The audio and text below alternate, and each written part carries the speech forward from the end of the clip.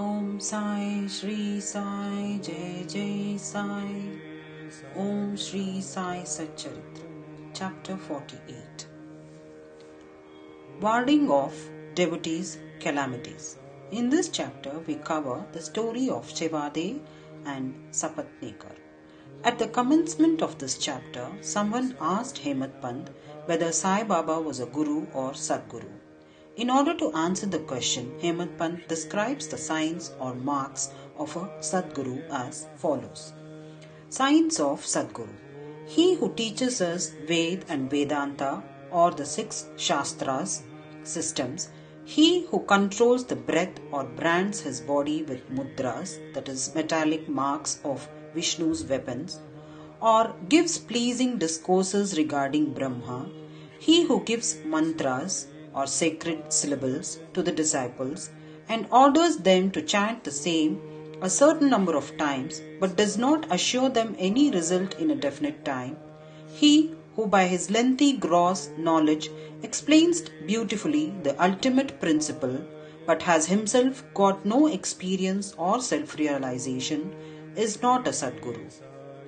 But he who by his discourse creates in us a distaste for the enjoyments of this world and the next and gives us a taste of self-realization, who is well versed in both the theoretical and practical knowledge, that is self-realization, deserves to be called a Sadguru.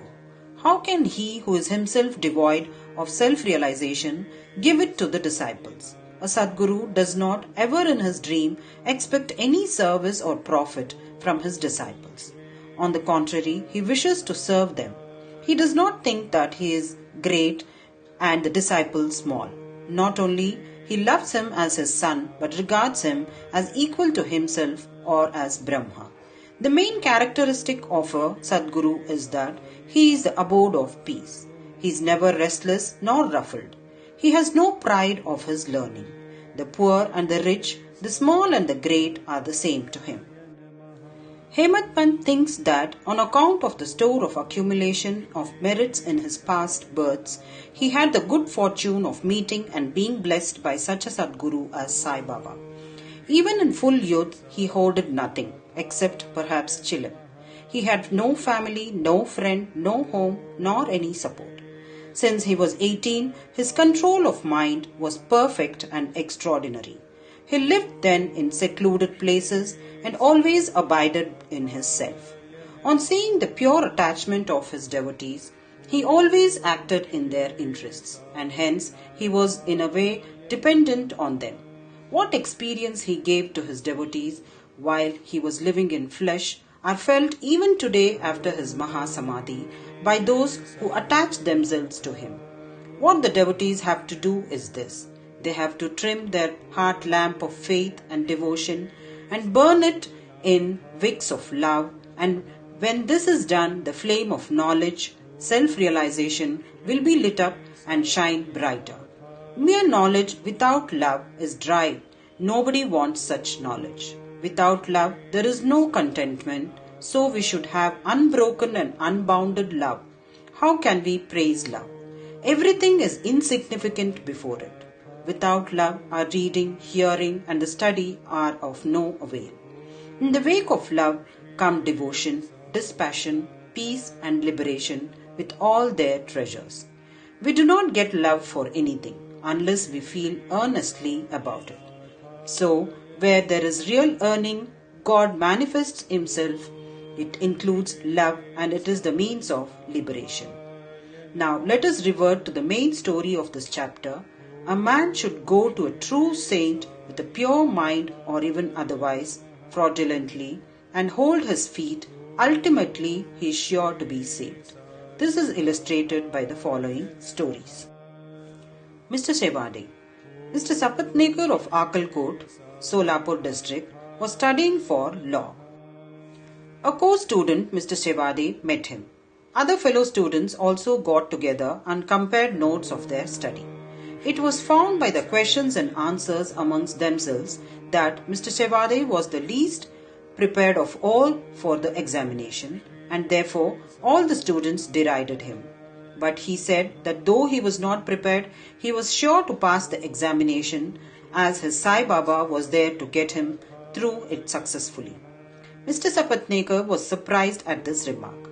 He took Mr. Shevade aside and asked him who this Sai Baba is, whom he extolled so high. He replied, there lives in a masjid in Shirdi, Ahmednagar district, a fakir. He is a great Satpurush. There may be other saints, but this one is unique. Unless there is a great store of merits on one's account, no one can see him. I fully believe in him, and what he says will never be untrue. He has assured me that I will pass definitely next year, and I am confident that I will get through the final examination by his grace. Mr. Sapatnekar laughed at his friend's confidence and jeered at him and Baba. Sapatnekars.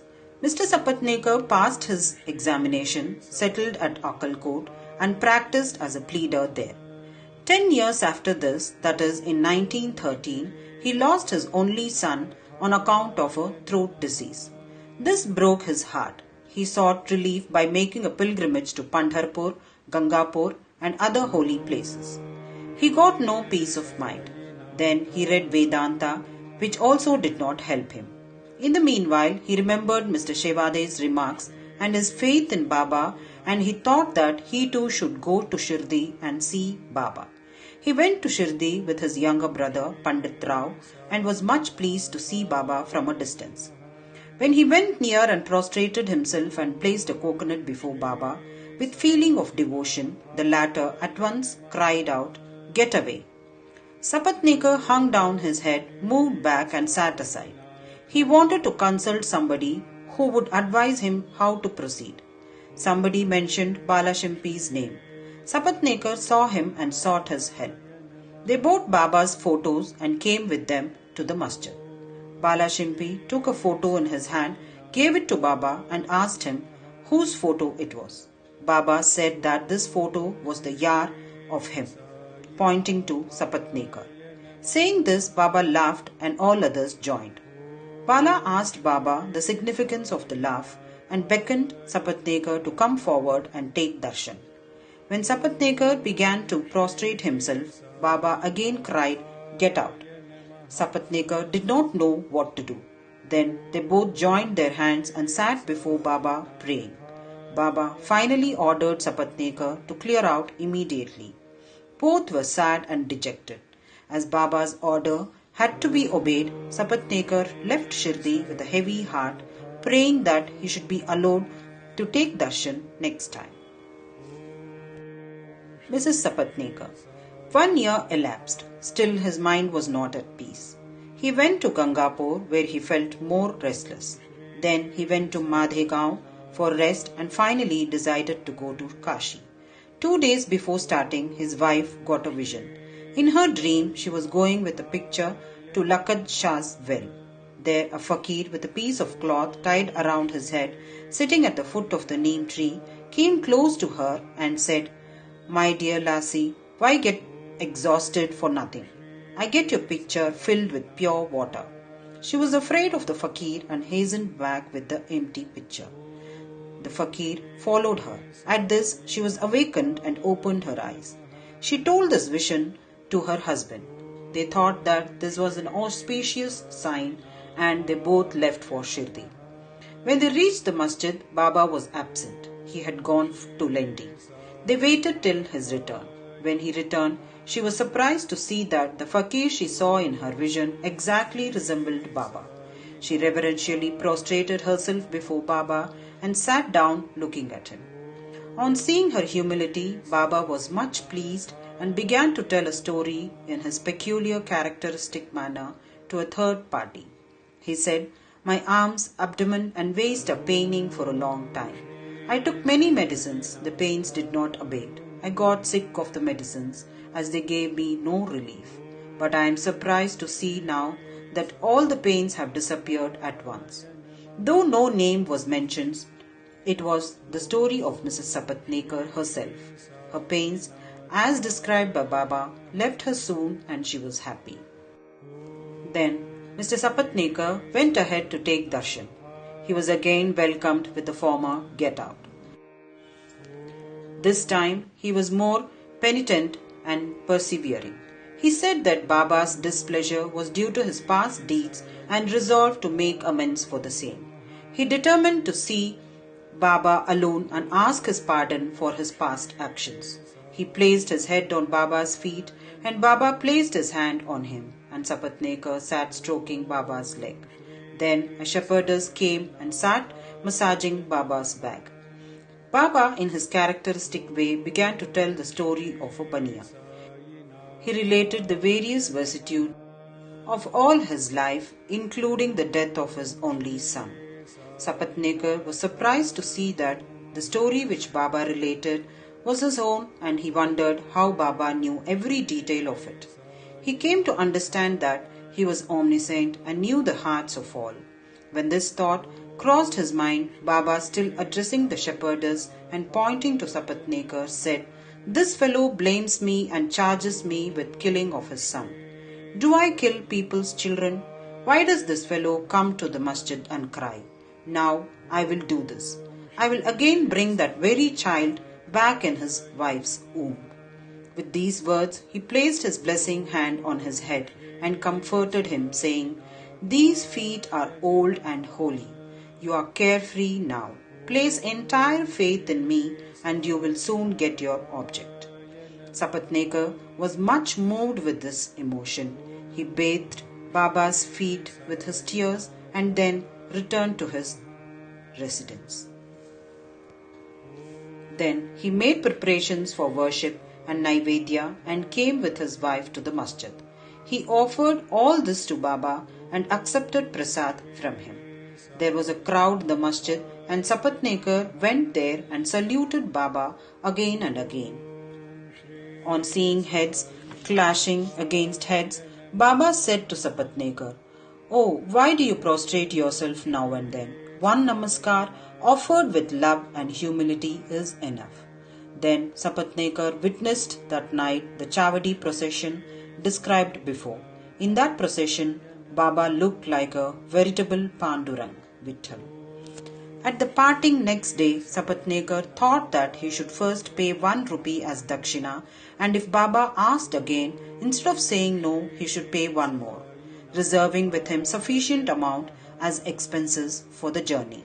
When he went to the masjid and offered 1 rupee, Baba asked for another as per his intention, and when it was paid, Baba blessed him, saying, "Take the coconut, put it in your wife's oti, that is upper fold of her sari, and go away without the least anxiety."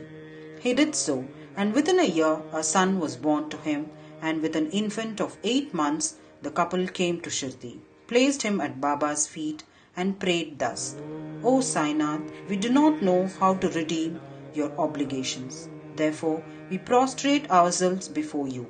Bless us, poor helpless fellows. Henceforth, let your holy feet be our sole refuge." Many thoughts and ideas trouble us in waking and dream states. So turn away our minds from them to your bhajan and bless us. The son was named Murlidhar. 2 others, Bhaskar and Dinakar, were born afterwards. The Sapatnekar couple thus realized that Baba's words were never untrue and unfulfilled. Bow to Sri Sai, peace be to all. Om Sai Ram.